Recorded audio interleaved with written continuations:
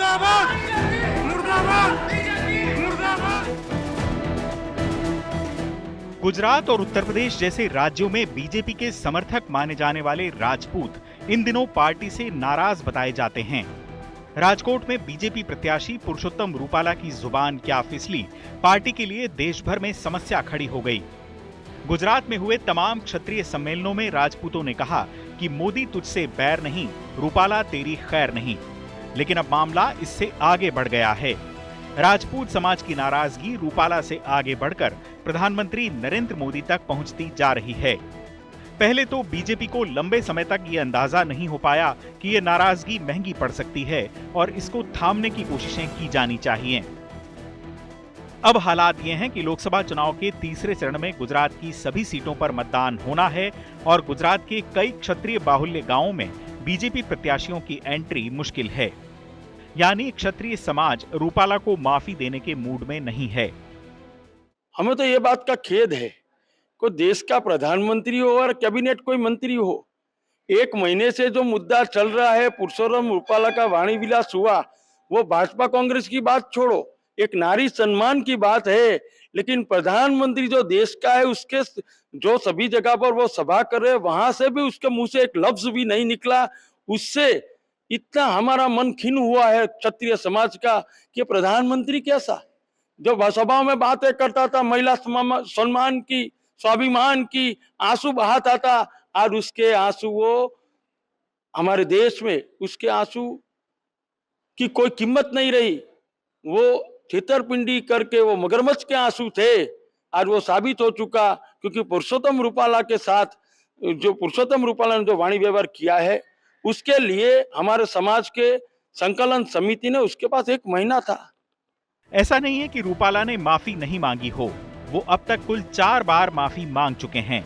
रूपाला ने करीब 4 दिन पहले एक चुनावी सभा में क्षत्रिय समाज से माफी मांगते हुए कहा कि गलती मैंने की थी, सार्वजनिक रूप से माफी भी मांगी। मुझसे नाराजगी तो ठीक है, लेकिन पीएम मोदी का विरोध किस लिए? मेरा गुस्सा पीएम मोदी पर ना निकालें। गलती मैंने की थी, सार्वजनिक रूप से माफी भी मांगी है। मेरा कोई गलत इरादा नहीं था, मैंने माफी समुदाय के बीच में जाकर मांगी। लेकिन प्रधानमंत्री नरेंद्र मोदी का विरोध किस लिए? बीजेपी के विकास में आपका बड़ा योगदान रहा है।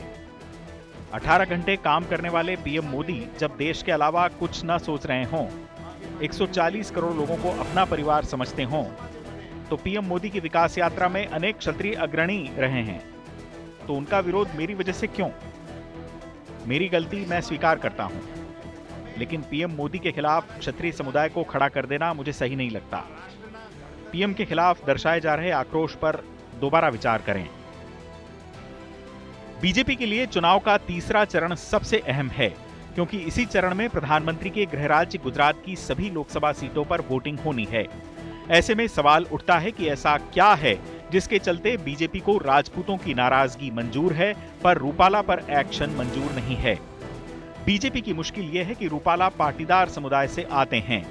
गुजरात में क्षत्रिय और पाटीदार दोनों पार्टी के हार्डकोर वोटर रहे हैं। अगर बीजेपी क्षत्रिय समुदाय के पक्ष में फैसला लेती है तो पाटीदार समाज उससे नाराज हो सकता है, जिससे बीजेपी की संभावना पर बड़ा असर पड़ सकता है। राज्य के सौराष्ट्र इलाके में क्षत्रिय वोटर्स की तादाद पाटीदारों से काफी कम है। राजपूत अकेले चाहें तो भी गुजरात की किसी सीट पर हार या जीत तय नहीं कर सकते हैं।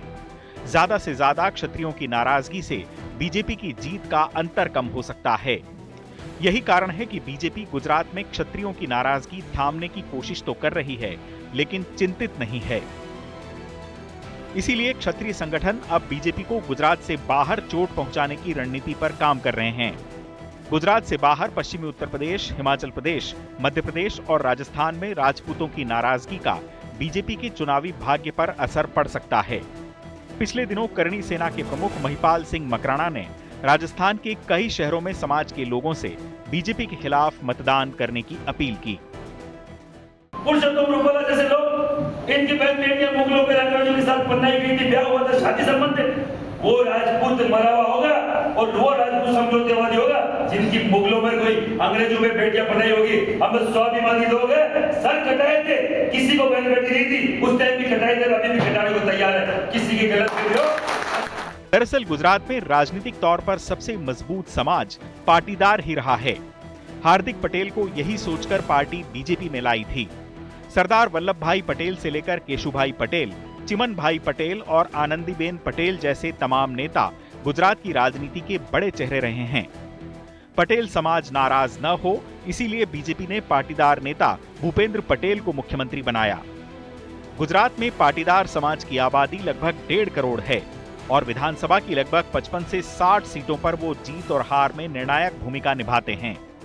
यही कारण है कि बीजेपी रूपाला मामले में कोई फैसला जल्दबाजी में करने के मूड में नहीं है।